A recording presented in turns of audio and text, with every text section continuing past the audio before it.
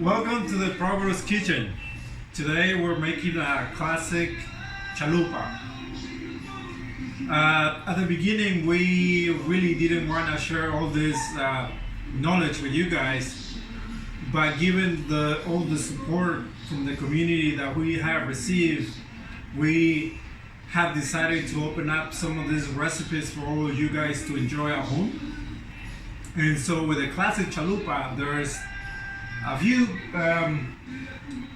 important ingredients. One of them is obviously queso de petate. If you're not familiar with this cheese, it's a very classic cheese and delicious too that they produce in Oaxaca. So that's the cheese. And the second step in cooking this chalupa, the very first step is to make a little bit of oil.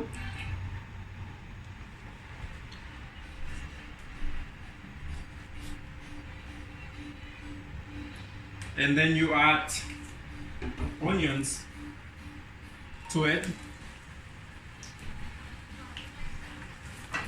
And you let it kind of toast until they're like golden brown. And what we're looking at here is to use the oil, not the onions. The onions are there just to give it a taste to the oil, but what we're going after is the oil.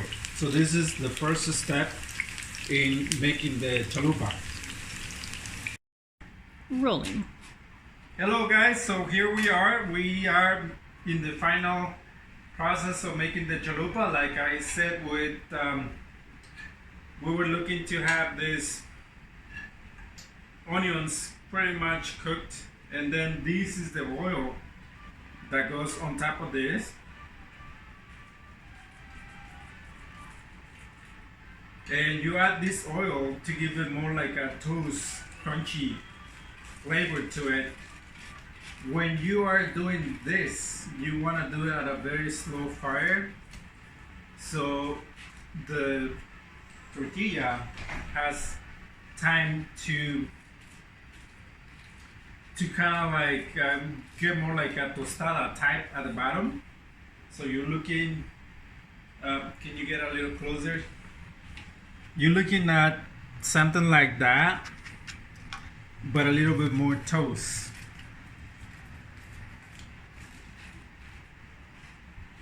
So we're gonna, after this, we're looking at a little bit of puffiness on top and a little heart at the bottom.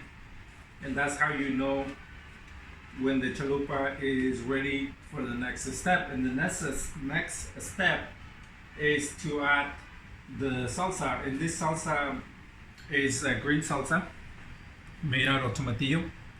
This is the one that goes on the traditional chalupa again.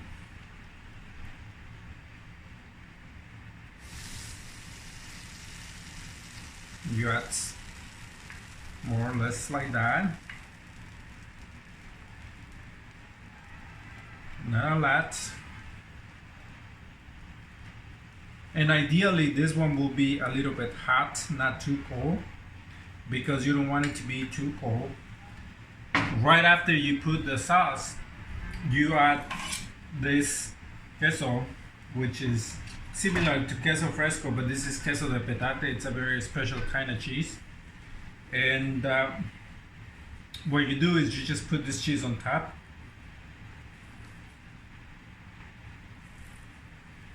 Like so. And at this point, your chalupa only needs is a garnish to make it look pretty. And what we use for to garnish this is cilantro.